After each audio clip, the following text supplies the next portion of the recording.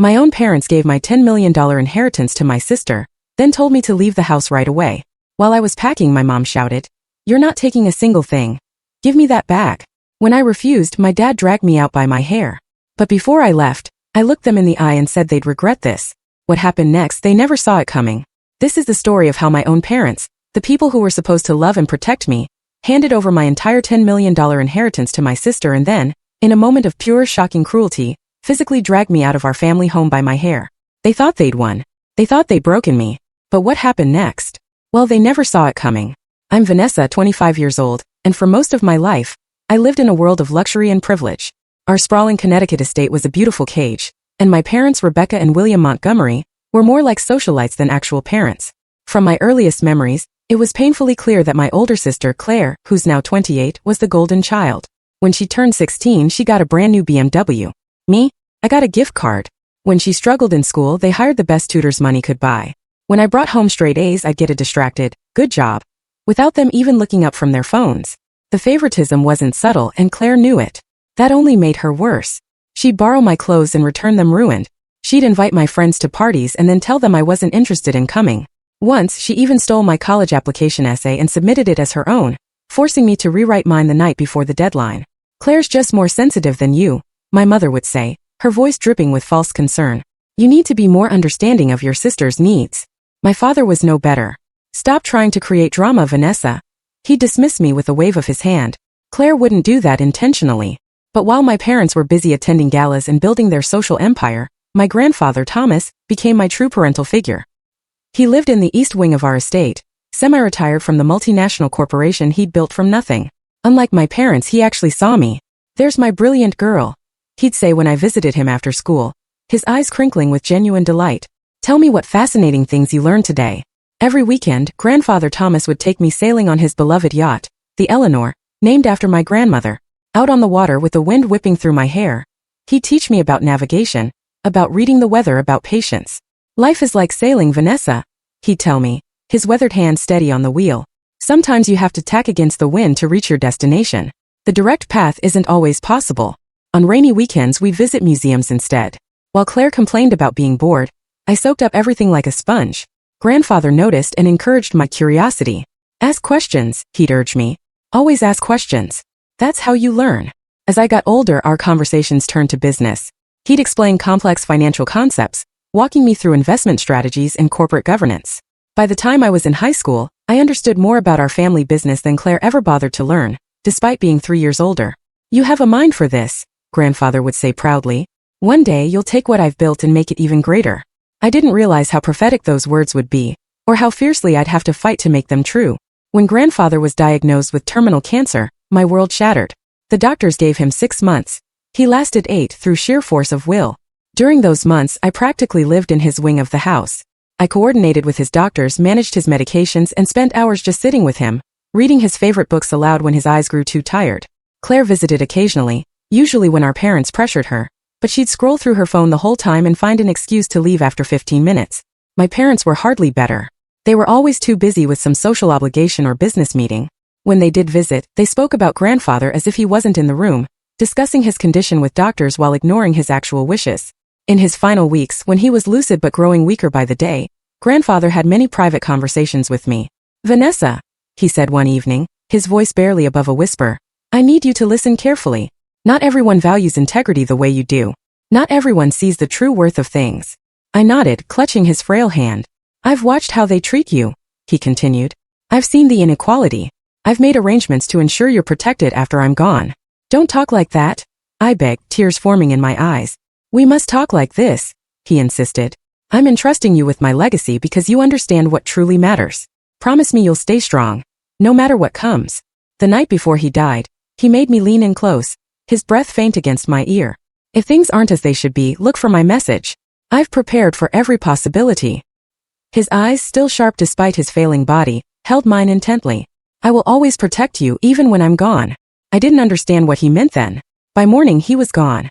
The funeral was a spectacle more about my parents showing off their social connections than honoring the remarkable man my grandfather had been. Claire cried dramatically for the cameras, accepting condolences with practiced grace, though I'd never once seen her shed a tear in private. I sat quietly, my grief too deep for public consumption, remembering the man who had taught me how to navigate both sailing vessels and life itself. A week after the funeral came the reading of the will. Our family gathered in the mahogany-paneled library, along with Gregory Phillips, the family lawyer who had always seemed more loyal to my parents than to my grandfather. When Gregory announced that grandfather had left me the controlling interest in Montgomery Enterprises, valued at approximately $10 million, plus the family estate, there was a moment of stunned silence.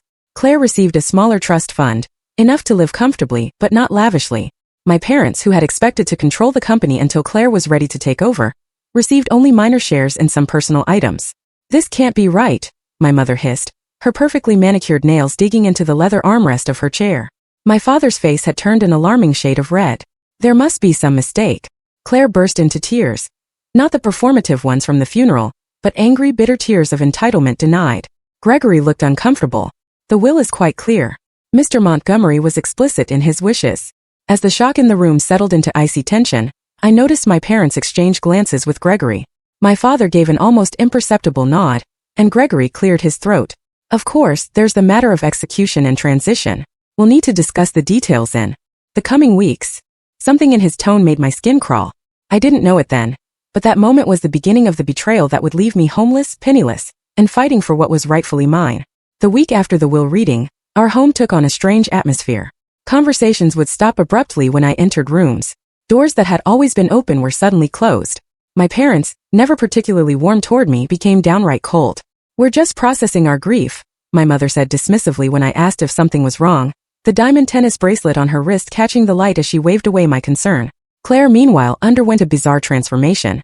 Suddenly, she was the perfect daughter, bringing our parents coffee, asking about their days, offering to help with charity events.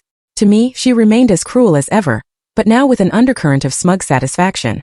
"Enjoying your temporary position?" she asked one evening, cornering me in the hallway. "Don't get too comfortable with grandfather's things." When I tried to enter grandfather's study to begin understanding the business he'd left me, I found the room being systematically emptied of documents. "Just organizing," my father said smoothly. "Gregory needs certain papers for the probate process." Later that day, I overheard an argument behind my father's closed office door. "We need to fix Thomas's mistake before it's too late." My mother's voice was urgent and angry. "I'm handling it," my father replied. "Gregory says there are options." I confronted them at dinner that night, asking directly what they were planning. "Don't be paranoid, Vanessa," my father said, cutting his steak with precise movements. "This is exactly why your grandfather should have made more reasonable arrangements. You're clearly not ready for the responsibility." My mother nodded in agreement. "The stress is obviously affecting you. Perhaps you should see Dr. Mercer for some anxiety medication." I called my friend Ashley that night, explaining the strange behavior. "Something feels really wrong," I told her. "They're acting like they're planning something behind my back." "Your family has always been kind of toxic," Ashley replied, concern evident in her voice. "But this does sound weird. Can you check if anything important is missing?" Taking her advice, I went to the safe in grandfather's study the next morning, only to find it already open and emptied of the financial documents I knew he kept there. Increasingly concerned, I contacted Patricia, my grandfather's longtime assistant, who had retired shortly before his illness. We met at a coffee shop in town, away from my family's watchful eyes. Patricia seemed nervous, constantly looking over her shoulder. "I can't say much," she said, stirring her untouched latte. "But your grandfather was worried about exactly this situation." "What situation?" I pressed. Patricia lowered her voice. "He knew they might try to contest the will. That's why he was so careful with the documentation." "Contested on what grounds?" She looked around again before answering. "They might claim he wasn't of sound mind, or that you manipulated him." Before I could ask more questions, Patricia abruptly stood up. "I shouldn't be talking to you. Just watch your back, Vanessa. Your parents have more influence than you realize." She left cash for her untouched coffee and hurried out, leaving me with more questions than answers. That afternoon, Gregory Phillips requested a meeting with me in his downtown office. Surrounded by law degrees and family photos, he suggested I be reasonable about expectations. "Your grandfather's decisions have caused quite a stir," he said, his tone condescending. "Perhaps we can find a compromise that satisfies everyone." "There's nothing to compromise," I replied firmly. "My grandfather's wishes were clear." Gregory smiled thinly. "Wishes can be interpreted in many ways, especially when there are questions about a testator's mental capacity." I felt a chill run down my spine. My grandfather was perfectly sound of mind until the end. "Of course you would say that," Gregory nodded sympathetically. "But medical experts might have a different opinion." and juries tend to find it suspicious when elderly men change their wills to favor young relatives who spent unusual amounts of time with them near the end. The implication was clear and revolting. I left his office and immediately called a lawyer of my own, Benjamin Reynolds, a former classmate's father who specialized in estate litigation and had no connections to my family.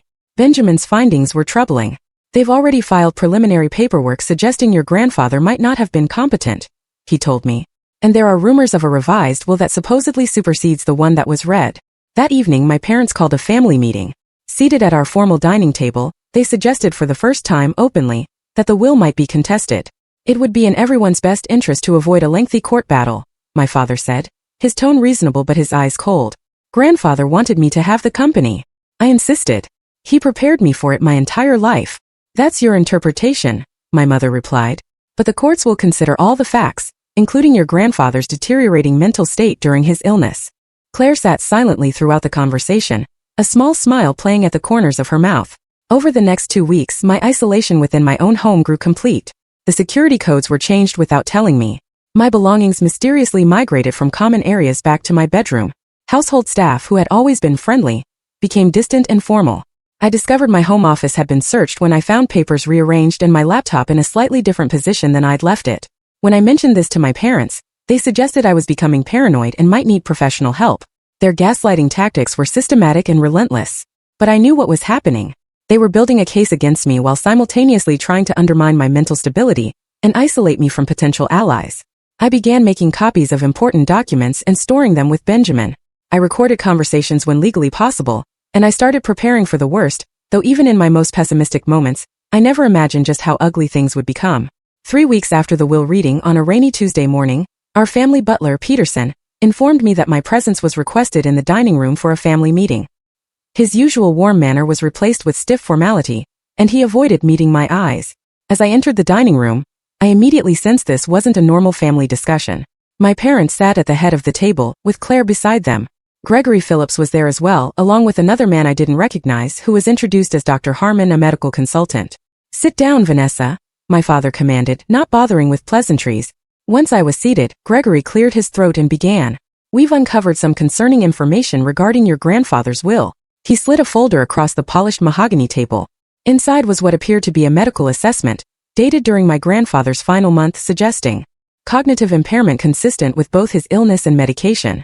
Additionally, Gregory continued, producing another document, "We've discovered this." It was a letter supposedly written by my grandfather, expressing concerns that I had been manipulating him during his illness and requesting a review of any changes to his will made during that period.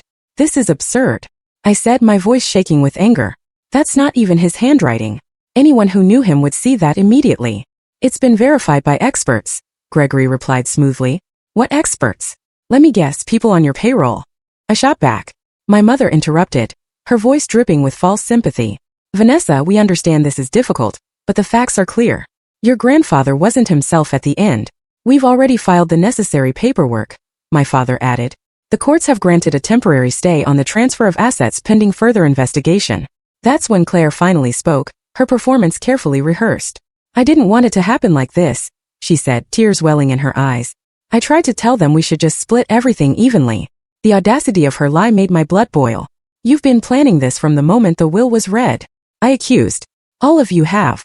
"That's exactly the kind of paranoid thinking that concerns us," Dr. Harmon interjected, though I hadn't even been introduced to him properly. "Your family is worried about your mental state." I pulled out my phone, where I'd saved photos of the original documents, medical assessments from my grandfather's actual doctors confirming his mental clarity, and notes from our conversations about the business. Grandfather was perfectly sound of mind, I insisted, showing them the evidence. His doctors confirmed it multiple times. He quizzed me on business strategy the day before he died. He was sharp until the end. My father's face darkened. "That's enough, Vanessa. The decision has been made." "What decision?" I demanded. "The courts have granted us temporary control of all assets," Gregory explained. "And given the volatile nature of the situation, your parents have decided it would be best if you moved out immediately." The shock hit me like a physical blow. "You're kicking me out? This is my house. Grandfather left it to me." "Not anymore," my mother said coldly. "The ownership is in dispute, and as the current legal residents with the longest tenure, we have the right to determine who stays here.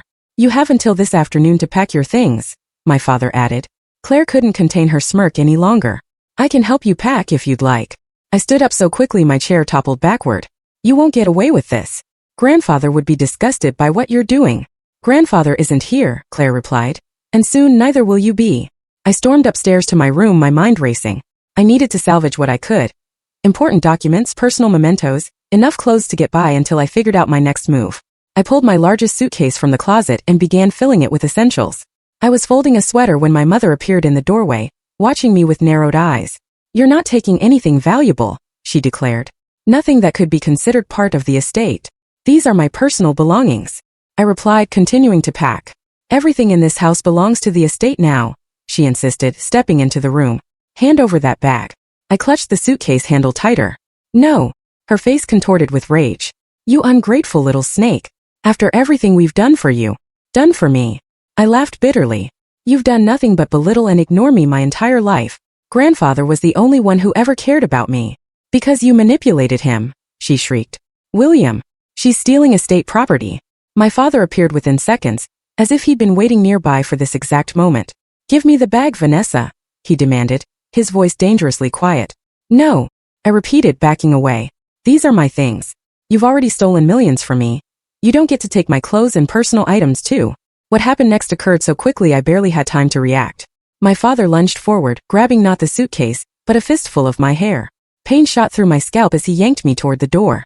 William. My mother gasped, though whether in shock or encouragement I couldn't tell. You want to challenge us? My father growled, dragging me by my hair toward the hallway. This is what happens to ungrateful, manipulative little girls. I screamed and struggled, but his grip was like iron. He dragged me down the hallway, my scalp on fire, past Claire who stood watching with wide eyes, past stunned household staff who quickly averted their gaze rather than witness what was happening. Down the grand staircase we went, my body bumping painfully against each step, my father's grip never loosening. Through the marble foyer to the massive front door, which my mother hurried ahead to open. With a final violent shove, my father pushed me out onto the wet driveway. My suitcase followed, thrown with such force that it burst open, spilling my belongings onto the rain-soaked pavement. You are no longer welcome in this house, my father declared, straightening his tie as if he hadn't just physically assaulted his daughter. Any attempt to return will be considered trespassing. Through tears of pain and rage, I gathered myself enough to deliver one final message. You think you've won, but grandfather was smarter than all of you combined. When this is over, you'll regret the day you betrayed his wishes and me. The massive oak door slammed shut, leaving me alone in the pouring rain, my scalp throbbing, surrounded by my scattered possessions. Security guards appeared at the gate, making it clear they had instructions not to let me back in. I gathered what I could salvage of my belongings back into the damaged suitcase. With shaking hands I called Ashley, the only friend I trusted completely. I need help, I managed to say through tears. They kicked me out. I have nowhere to go. As I waited for Ashley to arrive, huddled beneath a tree at the edge of the property, the full magnitude of what had happened began to sink in. In a single morning I had lost my home, my inheritance, and any illusion that my family had ever cared about me. But through the pain and shock, I remembered my grandfather's words. I've prepared for every possibility. And I realized that the fight had only just begun. Ashley arrived within 20 minutes, her compact car swerving to a stop just outside the estate gates. Her expression of shock when she saw me, hair disheveled, clothes soaked, face streaked with tears, and a visible bruise forming on my cheek where I'd hit the stairs, told me exactly how bad I looked. Oh my God, Vanessa! She jumped out of the car and rushed to help me with my damaged suitcase. What happened to you? I couldn't answer immediately. The moment I was safely in her car, the adrenaline that had kept me functioning crashed, and I dissolved into uncontrollable sobs. Ashley drove me to her apartment, a modest one-bedroom in the city where she'd moved after college. She helped me into the shower, brought me dry clothes, and sat with me as I struggled to explain what had happened between bouts of tears. We need to call the police, she insisted after I described my father dragging me by my hair.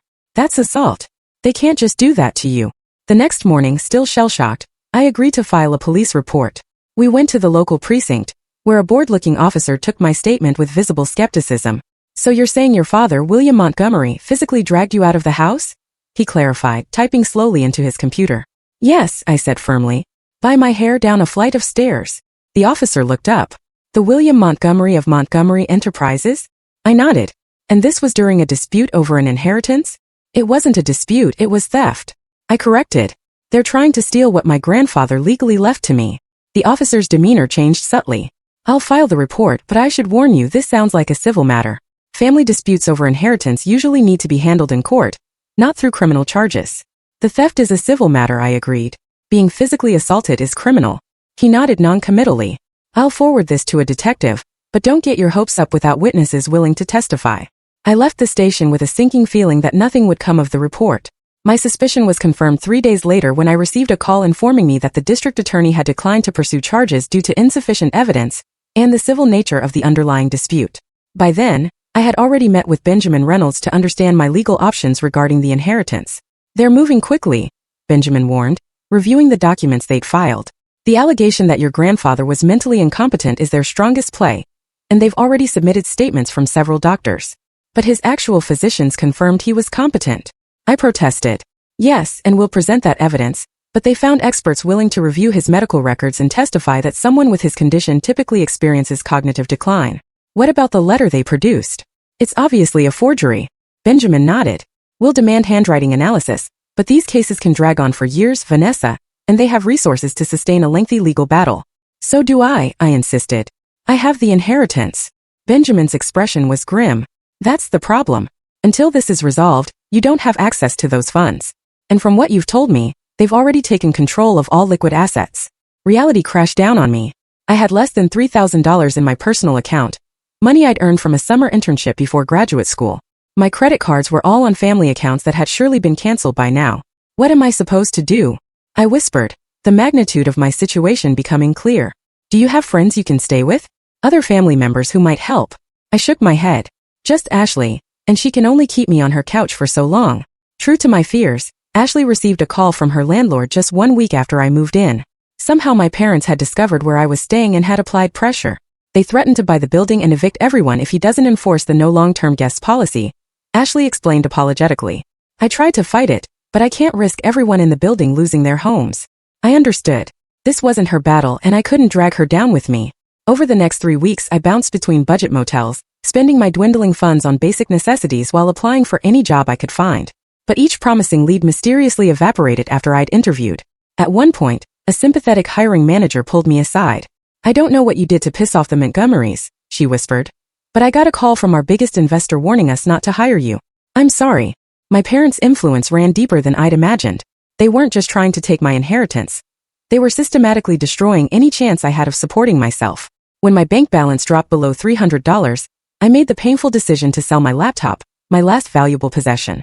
The pawn shop owner gave me $400, about a quarter of its worth. That money bought me 5 more nights in a motel and a few meager meals. On what was to be my last night with a roof over my head, I sat on the edge of the sagging motel bed, contemplating what would happen when I could no longer afford even this dismal shelter. The thought of sleeping in my car, the only asset I had left, a modest Honda Civic I'd purchased with my own internship money, filled me with dread and shame. In desperation, I emptied my damaged suitcase, searching for anything else I could sell. That's when I noticed my grandfather's antique pocket watch among my hastily packed belongings. I had grabbed it instinctively that day, knowing it was one of the few tangible connections to him I had left. Holding the heavy gold timepiece, I remembered how grandfather would check it during our sailing trips, teaching me to calculate our position based on the sun's angle. A good watch is more than a timekeeper, he told me. It's a tool for those who understand its secrets. Turning the watch over in my hands, I noticed something unusual about the back panel. It seemed to have a nearly invisible seam around the edge. Acting on instinct, I pressed the sides in a specific pattern, the same combination grandfather had taught me for his personal safe. To my astonishment, the back panel popped open, revealing a hidden compartment. Inside was a tiny USB drive and a folded note in my grandfather's distinctive handwriting. With trembling fingers, I unfolded the note. My dearest Vanessa, if you're reading this, then the worst has happened. I feared they might try to take what is rightfully yours. They have always been jealous of our bond and the potential I see in you. This drive contains everything you need. Copies of my medical evaluations confirming my competence, recordings of our business discussions proving your readiness to lead, and documentation of several accounts known only to me. Most importantly, contact Richard Donovan at the address below. He's been my friend for 40 years and is expecting you. He will help you access what I've secured for just this contingency. Remember what I taught you about sailing against the wind. Sometimes the path to victory requires temporary retreat. All my love, grandfather. For the first time in weeks, I felt a flicker of hope. I immediately contacted Richard Donovan, who insisted on picking me up personally from the motel that very night. Thomas told me to expect you eventually, Richard explained as we drove to his home in the countryside. He suspected they might try something like this, though even he didn't anticipate the level of cruelty they've shown. Richard's spacious farmhouse became my sanctuary. From his guest room, I began to review the contents of the USB drive. And what I found left me breathless. Grandfather hadn't just suspected my family might betray me. He had meticulously documented their previous schemes and manipulations. There were recordings of my parents discussing how to control him during his illness, emails between Claire and my father strategizing ways to influence the will, and records of earlier attempts to misappropriate company funds. Most importantly, there were recordings of my grandfather explicitly stating his wishes to leave the business and estate to me, along with his reasons. My business acumen, ethical approach, and genuine interest in preserving his legacy contrasted with Claire's irresponsibility and my parents' focus on status over substance. The drive also contained access information for several offshore accounts containing approximately $2 million, funds my grandfather had set aside for emergencies, completely separate from the main inheritance and unknown to my parents or their lawyers. He called it his insurance policy, Richard explained, pouring me a glass of whiskey, my grandfather's favorite. Thomas knew exactly who he was dealing with. He just hoped it wouldn't come to this. The next day, Richard introduced me to Lawrence Schaefer, my grandfather's former business partner who had retired 5 years earlier. Thomas and I planned for this possibility, Lawrence confirmed, reviewing the documents I'd found. There are additional safeguards in place that your parents don't know about. With secure funding, a safe place to stay, and powerful allies, I finally had the resources to begin fighting back. Benjamin Reynolds joined us at Richard's home, bringing case files and legal strategies. With this evidence, we have a much stronger position, Benjamin said, reviewing the recordings. But we need to be strategic. Your parents won't hesitate to fight dirty. Over the next 2 weeks, we developed a comprehensive plan. I hired a private investigator to track Claire's activities, revealing her substantial gambling debts at several casinos. Debts that had mysteriously disappeared right after my eviction. The investigator also uncovered that my parents' company was on the verge of bankruptcy. They had taken out massive loans using the anticipated inheritance as collateral. Without control of grandfather's assets, they would lose everything. That explains the desperation, Benjamin noted. This isn't just about greed. It's about survival. We also discovered that the medical expert who had questioned my grandfather's competence had never actually examined him, and had been paid an exorbitant consulting fee by my parents. Most damning of all, we found evidence that Gregory Phillips had helped draft the forged letter supposedly from my grandfather, with metadata proving it was created 2 weeks after his death. Each discovery strengthened our case, but Benjamin cautioned patience. We need to build an airtight case before making our move. Once we file, they'll destroy any evidence they can. During this planning phase, I also found my grandfather's hidden journal in a secure box Richard had been keeping. The journal detailed years of manipulative behavior from my parents, schemes to control company assets, attempts to isolate my grandfather from his friends, and their consistent pattern of favoring Claire while undermining me. One entry from just months before his diagnosis hit me particularly hard. Rebecca and William continued to underestimate Vanessa. Their blindness to her abilities may be their greatest weakness, and perhaps her greatest advantage. Claire plays their game, telling them what they want to hear, while Vanessa stands her ground. I've decided to protect her future, even if it means they will hate me for it. Some legacies are worth more than temporary peace. Reading his words, I felt a renewed connection to my grandfather and absolute certainty that I was fighting for what he truly wanted. By the end of the month, we had enough evidence to secure a temporary injunction, freezing certain disputed assets. This first legal victory sent shockwaves through my family. Suddenly, my parents were calling continuously, leaving messages that alternated between threats and awkward attempts at reconciliation. Claire left a tearful voicemail claiming she was caught in the middle and never wanted things to go this far. I ignored them all, focusing instead on building our case while remaining completely hidden from public view. My parents had no idea where I was or who was helping me, an advantage I intended to maintain until the perfect moment to strike. Richard's guest house became my command center. With financial security from my grandfather's emergency funds, I assembled a team dedicated to reclaiming what was rightfully mine. Benjamin Reynolds coordinated our legal strategy, while Lawrence Schaefer provided insider knowledge of the company's operations and vulnerabilities. Your grandfather built redundancies into everything, Lawrence explained, spreading company documents across the dining table. He had contingency plans for his contingency plans. One of those safeguards involved the corporate bylaws he had quietly modified before his illness. The changes required that any significant restructuring or asset transfer needed approval from a special ethics committee, a committee whose members included several of his most trusted colleagues, not just family. Your parents need to convince this committee to approve their actions, Lawrence noted, and these people were loyal to Thomas, not to Rebecca and William. Our first strategic move was contacting Martha Stevens, my grandfather's longtime secretary who had witnessed the original will signing. "I've been waiting for your call," Martha said when we met at a quiet cafe outside the city. "I knew something wasn't right when they announced the will was being contested. Your grandfather was sharp as a tack until the end." Martha provided a sworn affidavit detailing the will signing, including her observations of my grandfather's mental clarity and the explicit instructions he gave about his wishes. Next, we gathered statements from household staff who had overheard my parents plotting to contest the will even before my grandfather died. Several remembered specific conversations and were willing to testify, especially after hearing how I had been physically removed from the house. The private investigator I had hired, Marcus Daniels, delivered his comprehensive report on Claire's activities. "Your sister has a serious gambling problem," Marcus explained, showing me surveillance photos of Claire at high-stakes tables in Atlantic City and Las Vegas. She lost over $300,000 in the past year alone. More importantly, Marcus found records of a sudden payment clearing all of Claire's casino debts. A payment made the day after I was ejected from the house. The money came from a company account that should have been frozen during probate, Marcus noted. "It's a clear violation of the estate freeze." Digging deeper into my parents' finances revealed the true motivation behind their desperate actions. Montgomery Ventures, my father's personal investment firm, had made a series of catastrophically bad decisions, leveraging the company to the hilt on high-risk ventures that had collapsed spectacularly. "They're underwater by at least $15 million, Lawrence concluded after reviewing the financial documents Marcus had obtained. "Without your inheritance, they'll lose everything. The company, the estate, their social standing, everything." This explained their willingness to go to such extreme lengths, including forging documents and physically assaulting me. They weren't just being greedy or playing favorites with Claire. They were fighting for survival. I also discovered my grandfather had kept a detailed journal documenting his concerns about my parents' business practices and their treatment of me. The journal contained entries going back years, describing specific incidents where they had undermined me or favored Claire unfairly. One particularly damning entry read, "William approached me today about changing my will to favor Claire. When I refused, suggesting Vanessa's business acumen makes her the better choice to lead the company, he became enraged. I fear what they might do when I'm gone. I must protect Vanessa's inheritance at all costs."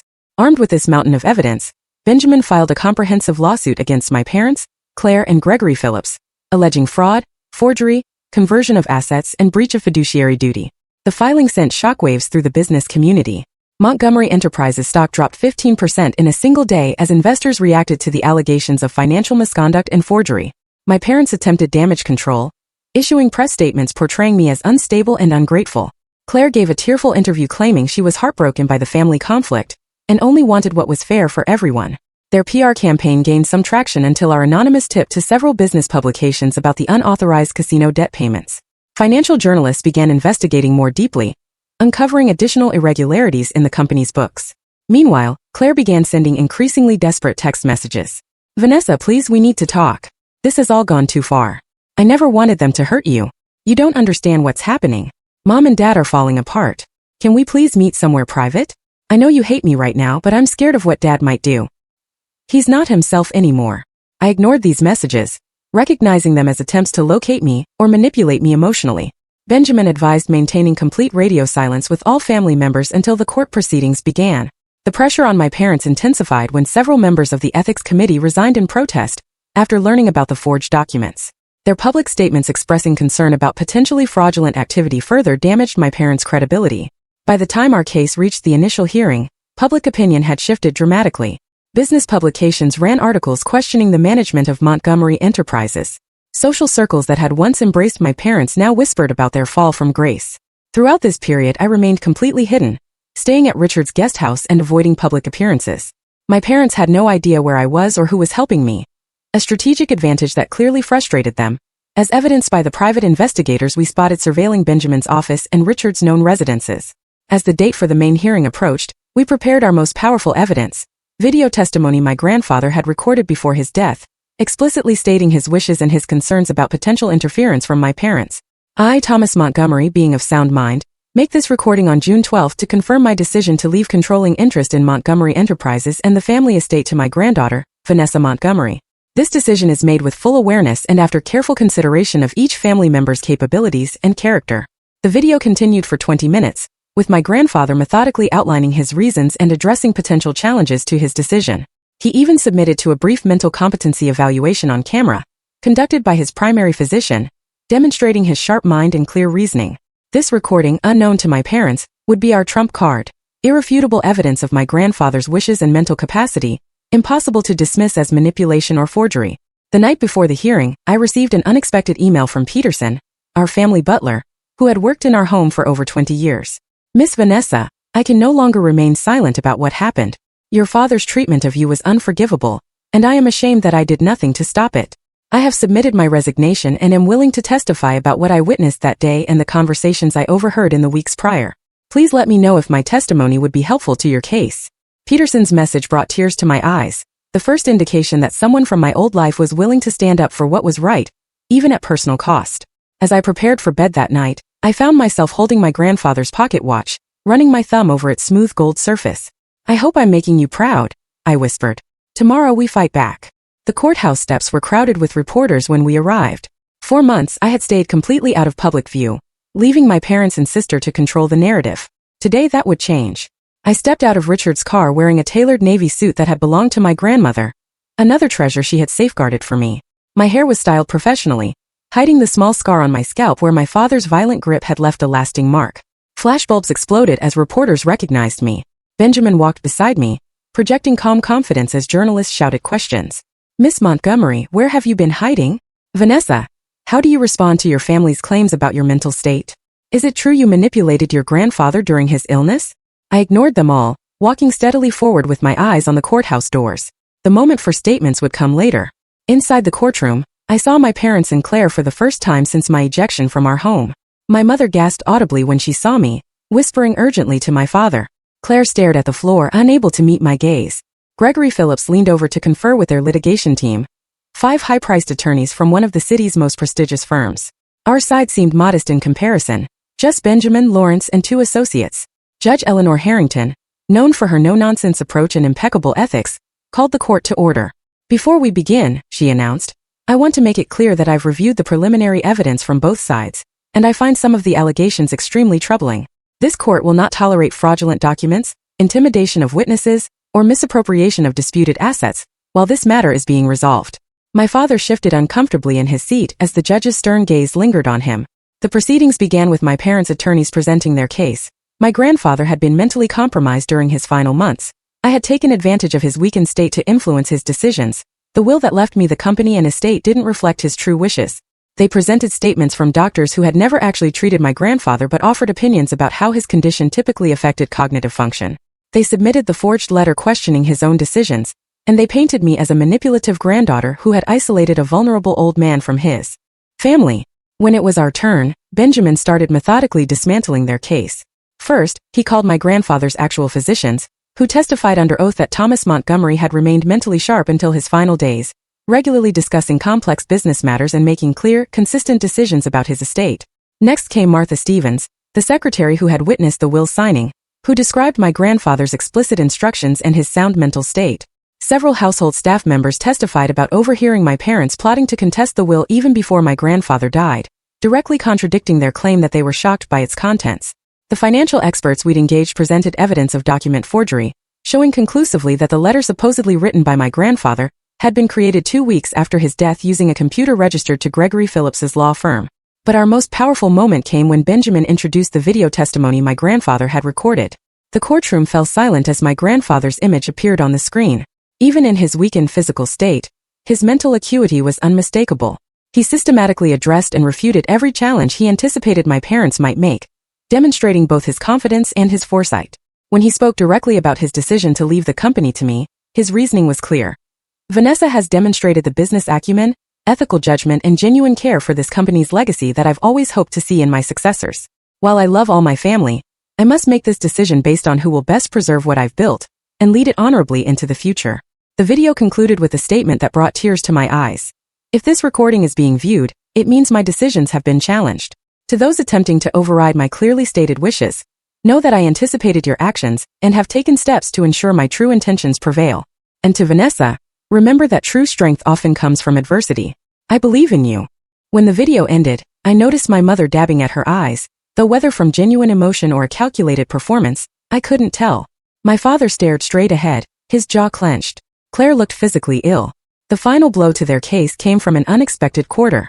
Peterson, our longtime butler, testified about the day I was ejected from the house, describing in painful detail how my father had dragged me by my hair down the stairs while my mother and sister watched without intervention. In my 23 years of service to the Montgomery family, Peterson concluded, I have never witnessed such cruelty. Miss Vanessa did nothing to deserve such treatment, regardless of any disputes over the estate. By the time closing arguments concluded, the shift in the courtroom's atmosphere was palpable. Judge Harrington's expression had grown increasingly severe as our evidence mounted, particularly regarding the forged documents and misappropriated funds. After a brief recess, she returned with her ruling. Based on the overwhelming evidence presented, this court finds that Thomas Montgomery was of sound mind when executing his will, and that the document presented by the defendants purporting to question that will is fraudulent.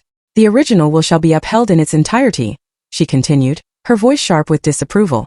Furthermore, the court finds that William and Rebecca Montgomery, along with their attorney Gregory Phillips, engaged in fraudulent activities in their attempt to circumvent the legitimate will.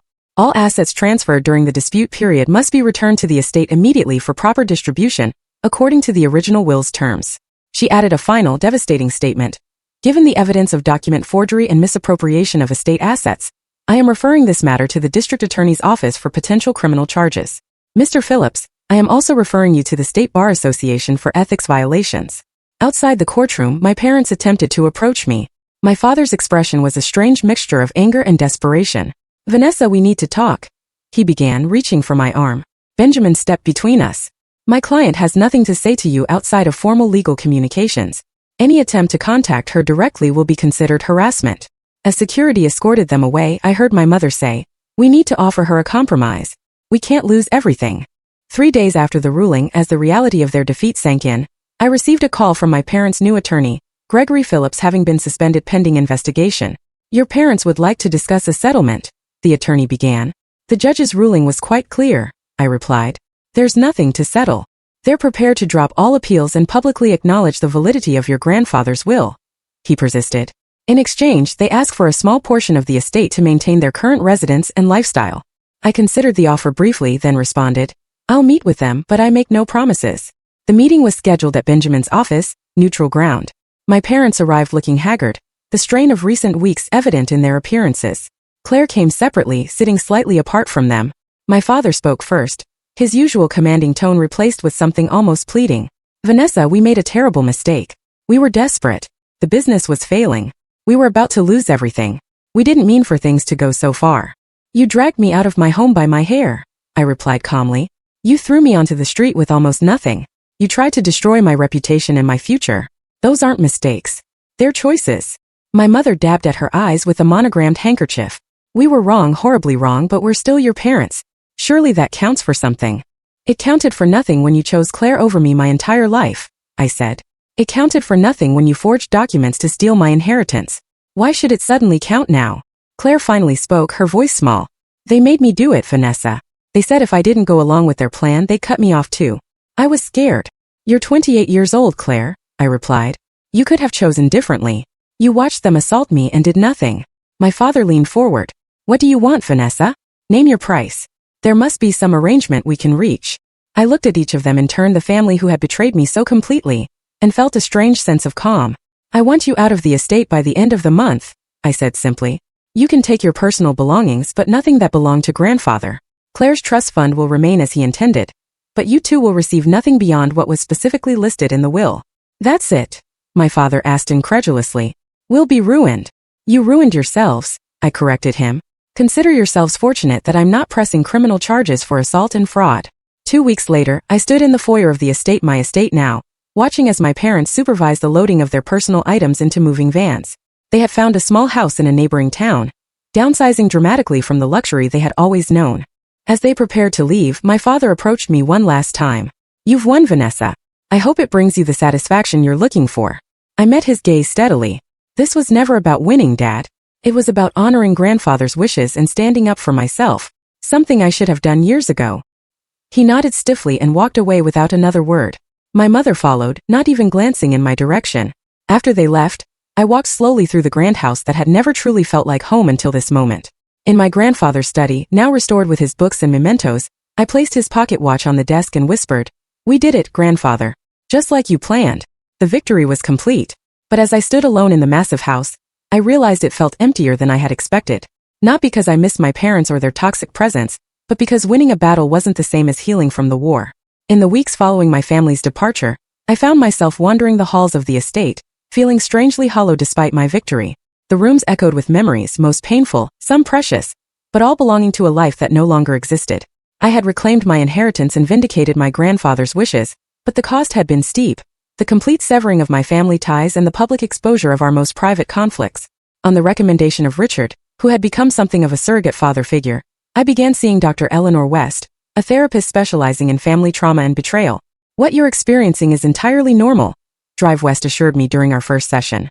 You've been through extreme betrayal by the people who should have protected you most. The legal victory doesn't automatically heal those emotional wounds. Our weekly sessions became a lifeline as I navigated my new reality.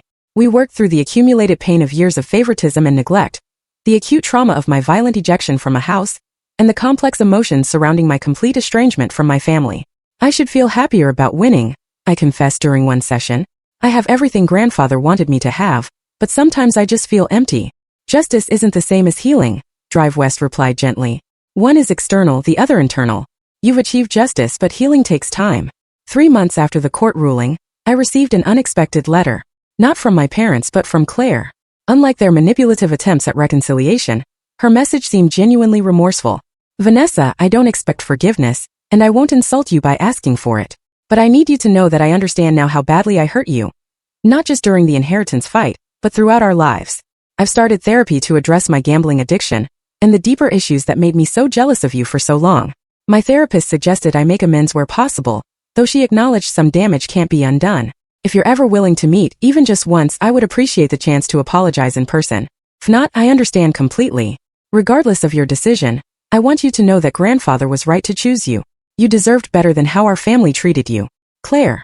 After careful consideration and discussion with Drive West, I agreed to meet Claire at a neutral location. A quiet cafe in a neighborhood far from our usual haunts. She arrived looking different than I remembered.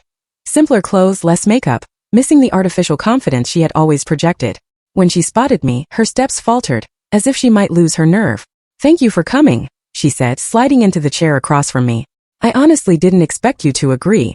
I almost didn't, I admitted. Claire nodded, accepting this without argument. I don't know where to start, except to say I'm sorry. Not just for the inheritance situation but for everything. For taking your things growing up, for making sure you were always second, for watching Dad drag you down those stairs and doing nothing. Her voice broke on the last words, tears welling in her eyes. Why did you do it? I asked, the question that had haunted me for months. Was it really just about money? Claire stared into her untouched coffee. At first, yes. When the will was read, I was shocked and furious. All my life, Mom and Dad told me I was the heir apparent. Finding out grandfather chose you instead felt like having the ground disappear beneath me. She continued, her voice steadier now. But when they started forging documents and plotting to declare him incompetent, I knew it was wrong. I told myself it was just correcting an injustice, that you had somehow manipulated him. It was easier than admitting, I wasn't the person he wanted to lead his company. Why didn't you stop them? I pressed. You could have spoken up. Because I'm a coward, she replied simply. And because I needed the money desperately. The gambling debts. They were worse than you know. There were threats involved, dangerous people. When Mom and Dad offered to clear everything in exchange for my support, I convinced myself I had no choice. Her honesty, however painful, felt like the first authentic conversation we'd ever had. We talked for nearly 3 hours, unraveling decades of rivalry and resentment. Claire didn't ask for money or position, or even a relationship. Just understanding and possibly someday forgiveness. As we prepared to leave, she handed me a small package. Grandfather's cufflinks, she explained. Dad took them the day they cleared out. I bought them back from the pawn shop where he sold them. It was a small gesture, but it touched me deeply. While I wasn't ready to welcome Claire back into my life completely, I left our meeting with a sense that healing for both of us might eventually be possible. With the legal battles behind me and the company now securely under my control, I began focusing on honoring my grandfather's legacy in meaningful ways. Using a portion of the inheritance, I established the Thomas Montgomery Foundation for Ethics and Business, dedicated to promoting integrity and ethical leadership in corporate governance. The foundation's first initiative was a scholarship program for business students from disadvantaged backgrounds, creating opportunities for brilliant minds who, like my grandfather in his youth, might otherwise be overlooked. The sprawling family estate, despite being legally mine, never felt like a place where I could build a new life. Too many painful memories lingered in its elegant rooms. After careful consideration, I decided to sell it, donating a significant portion of the proceeds to organizations supporting victims of family violence and financial abuse. I purchased a more modest home in Boston, closer to the company headquarters, but far enough from my old life to represent a fresh start. The move coincided with a significant restructuring of Montgomery Enterprises, refocusing the company on the ethical business practices my grandfather had valued. During this period of transition, I met Jordan Taylor, a brilliant environmental engineer who was developing sustainable technologies our company was interested in acquiring. Unlike previous relationships where my family name and wealth had often been the primary attraction, Jordan was refreshingly unimpressed by my status. "I'm more interested in what you're doing with the company than the fact that you own it," he said during our first dinner together. "Anyone can inherit wealth. Using it to make a positive difference. That's the impressive part." Our relationship developed slowly, built on mutual respect and shared values rather than superficial attraction. Jordan became my partner in every sense, supporting my healing journey while challenging me to look forward rather than backward. A year after the court ruling, I had an unexpected encounter with my parents at a charity gala in New York. I had known they might be there but decided to attend anyway, refusing to let their presence dictate my choices. The moment was painfully awkward. My mother froze in mid-conversation when she spotted me across the room. My father's face flushed with some combination of anger and embarrassment. After a moment's hesitation, they approached, plastering on social smiles. "Vanessa, you look well," my mother said, her voice overly bright. "We've been hoping to speak with you. The company is performing admirably under your leadership," my father added. "Perhaps it's time we discuss rebuilding some family bridges." I regarded them calmly, noting the designer clothes that suggested they were maintaining appearances despite their reduced circumstances. The old Vanessa might have been intimidated by their practiced social confidence or swayed by familial obligation. The woman I had become recognized the approach for what it was, another attempt at manipulation. "I'm afraid I have nothing to discuss with you," I replied, keeping my voice level. "My family now consists of people who value and respect me. I wish you both well, but that chapter of my life is closed." As I walked away, I felt a weight lift, the final release of any obligation I had felt toward the people who had betrayed me so completely. Later that month, on the anniversary of my grandfather's death, I visited his grave alone.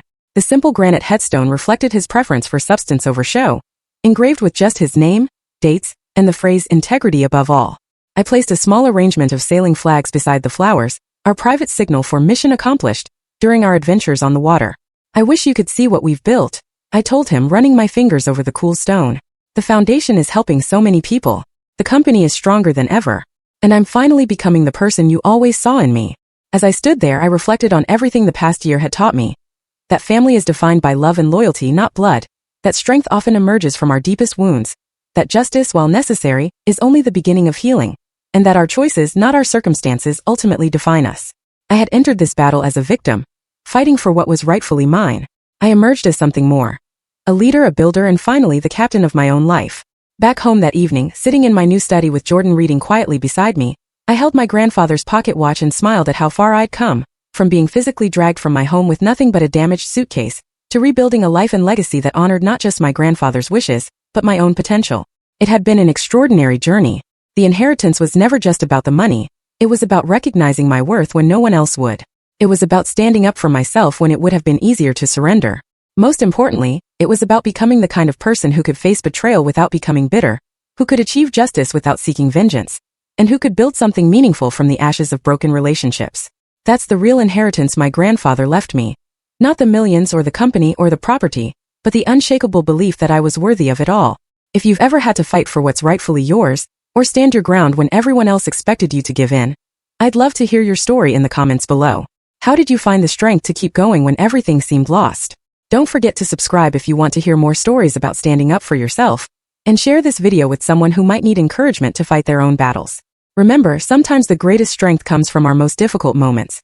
Thank you for listening to my story, and I wish you all the courage to claim what's rightfully yours.